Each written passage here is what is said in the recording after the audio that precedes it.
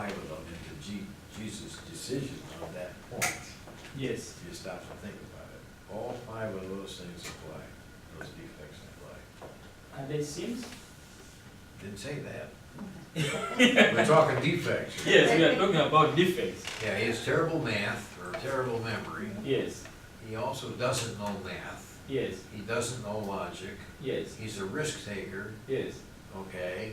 And he doesn't understand finance and economics. All Yes. five of those could apply to that situation you just described.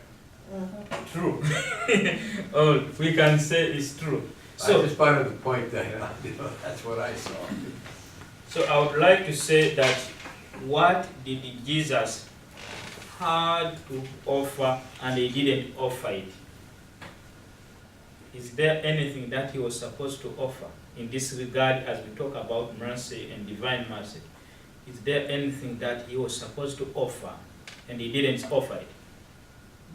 Because there is no greater love than somebody putting down his life for others. And when we talk about Jesus doing this, like for example in today's reading, he finds this guy hidden. He finds them still in frustration. Some of them saying, why did we risk to follow this guy? Secondly, they are saying, we don't know what next, they might kill us too. But also they were frustrated for running out from him. Because there was, if they are friends, the first friends were the 12 apostles, because those are the people who were with him every day. But one started by betraying him, by being given in 30 silver pieces. Then in the course, Peter denied him, said, you were with him. He said, I don't know him. Then at the time they reached the cross, only John is there. And they said, we love you. But where's the love? So I think when they came to their senses, they said, we have betrayed our friend. So they were still guilty. And they closed the doors. Probably even if he would, as he said, raise, he could not find them. But he comes anyway, and they follow them and find them. And when he comes to them, he didn't say, where were you? Why did you betray me? The first thing he says, peace be with you. How many of us would tell something like that to somebody who has betrayed us? How many of us would say, would give you even more authority, having proved that you can't be relied upon? Because they were not reliable, they ran away. But he comes and even gives them more mandate. The job that he was doing, he gives them. From today, the sins you forgive, they will be forgiven. And those you retain, they will be retained. But he's telling these people who ran out from him, he's telling these people who could not keep up with him, who could not be relied on, that he tells them. And even giving them the second chance through Thomas, the one they called it, the one who doubts, the twin. And each one of us becomes his twin brother or twin sister, because all of us we doubt. So that's what the theologians said, that they said he is a twin. Meaning, if you are a twin, you are born with somebody. And who was that somebody? It's not given. And it's each one of us. So, but when he says, I can't believe, Jesus offers him a second chance. And he comes back again. And he doesn't only tell him, see, but he tells him, come and touch. So he touched.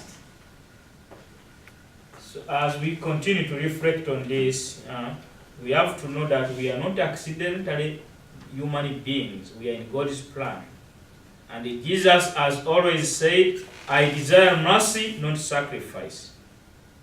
Grace and compassion. And so God continues to save us. God continues to take care of us. And God continues to love us, not because we are good, but because He's good. And now as we continue to focus on this, I know each one of us probably in one way or another has somebody who probably has hurt you, who has upset you, either on a daily basis, or it was once in lifetime but it was so strong. Sometimes we can be hurt, even if somebody has done something only once. But that can be so everlasting that we cannot forget. We look at Jesus with all that he did. He offered us his blood. He offered us his sacraments. He offered us even the presence that even if we were forgiven, he hanged on the cross for us, but still we continue to sin. So we have to know that if we are to be merciful as our Father is, then we have to do a little effort. I always believe that believing not necessarily means being merciful doesn't mean that you forget all the wrong things that somebody has done for you. But you can be able to keep up with them, because it's not so easy to forget. It's not so easy. But yet, Jesus, as we said, he has a terrible moment. We can fit ourselves that although we are hurt, although we are wounded, we become. I was with my paper and when I put it in the pocket, I don't know what happened, that it was torn.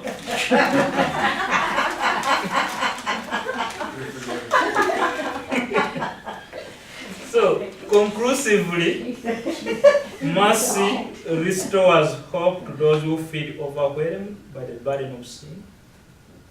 The merciful God is present in our love for those we forgive and those we care for when they suffer. It is a love which is greater than any evil and greater than death itself. That's why you say, Father, Jesus said, Father, forgive us our trespasses, when he was teaching us how to pray. As we forgive those who trespass against us, you take away the sins of the world, have mercy on us, and give us the grace to ourselves have mercy on others, especially those we find it hardest to forgive and mostly needing to be healed. And so we cannot talk about mercy and forget about forgiveness and healing. And when we forgive, sometimes it doesn't help the person we forgive. It helps our own selves. Because I've seen so many people sometimes who hurt you, but they are so insensitive that for you, as much as you continue to hurt, feel stressed and depressed, it's like for them it's their joy. We are in a time where we are experiencing terrorism.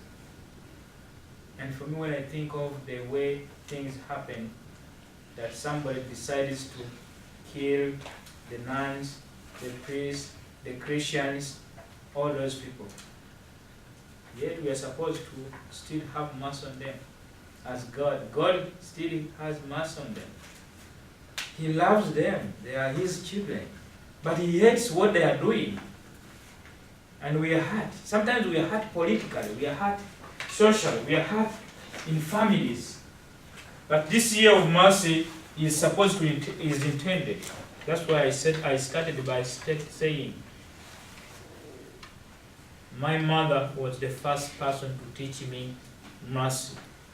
That regardless of what we did as children, she knew one thing, that we were her children, period.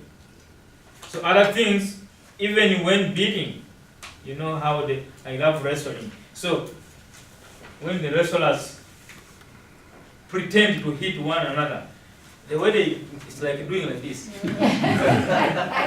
So even a mother, or God in this case, when he is punishing us, he doesn't punish us for destruction, but if he punishes us, that we may get something out of it. Thank you. Thank